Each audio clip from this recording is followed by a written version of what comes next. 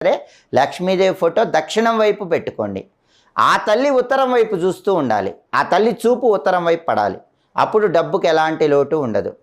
అలా కాకుండా లక్ష్మీదేవి ఫోటో ఉత్తర దిక్కు వైపు ఉంచి ఆ తల్లి దక్షిణం వైపు చూస్తుంటే మోక్షం కలుగుతుంది. ఇలా ఒక్కొక్క దిక్కులో లక్ష్మీదేవి ఫోటో పెడితే ఒక్కొక్క రకమైనటువంటి ప్రయోజనం కలుగుతుంది. అలాగే ఎప్పుడైనా సరే లక్ష్మీదేవి ఫోటో ఈశాన్యంలో ఏర్పాటు చేసుకున్నట్లయితే, అంటే తూర్పు ఉత్తరం ఈ రెండు కలిసినటువంటి ప్రాంతాన్ని ఈశాన్యం అంటారు. లక్ష్మీదేవి ఫోటో ఈశాన్యం వైపు ఏర్పాటు చేస్తే లక్ష్మీదేవి చూపు నైరుతి దిక్కు వైపు పడుతుంది.